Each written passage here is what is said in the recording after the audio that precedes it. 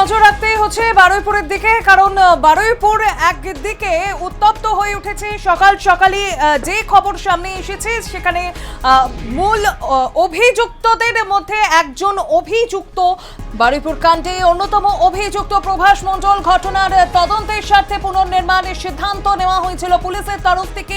বুধবার রাত 12:45 নাগাদ ঘটনাস্থলে পুলিশ পৌঁছয়। অভিযুক্ত প্রভাসকে নিয়ে ঘটনাস্থলে পৌঁছয় পুলিশ।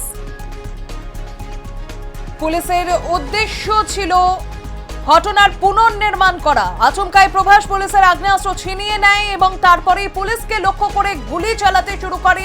পাল্টা আত্মরক্ষার স্বার্থে পুলিশের তরফ থেকে গুলি চালানো হয়েছে প্রভাসের উদ্দেশ্যে এবং জখম অবস্থায় প্রভাসকে তারপরে বারুইপুর হাসপাতালে নিয়ে যাওয়া হলে চিকিৎসকের তরফ থেকে মৃত ঘোষণা করা হয়েছে প্রভাস মণ্ডলকে।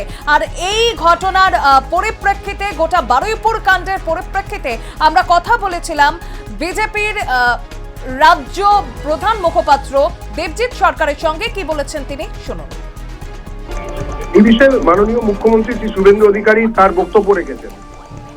পার্টি, জনতা এবং সব থেকে বড় কথা, যিনি যার উপরে এনকাউন্টার হয়েছে সেই অ্যাকিউজড, সেও তার বাড়ির লোক, তার মা, তিনি এই বিষয়ে তিনি জানিয়েছেন যে তিনি বিষয়টি জানেন এবং আপনাদেরই কোনো একটা ভিডিওতে আমি দেখলাম কোনো চ্যানেলে যে তিনি বলছেন যে তিনি এই বিষয়ে দুঃখিত নন, যে অন্যায় করেছে তার শাস্তি পাওয়াই উচিত। হ্যাঁ, বাঙালি জনতার মানসিকতার পরিবর্তন হয়েছে।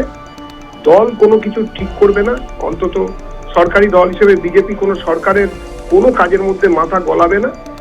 সরকার যাতে সুষ্ঠুভাবে কাজ করতে পারে তার জন্য দল তার নির্দিষ্ট ব্যবস্থা নেবে।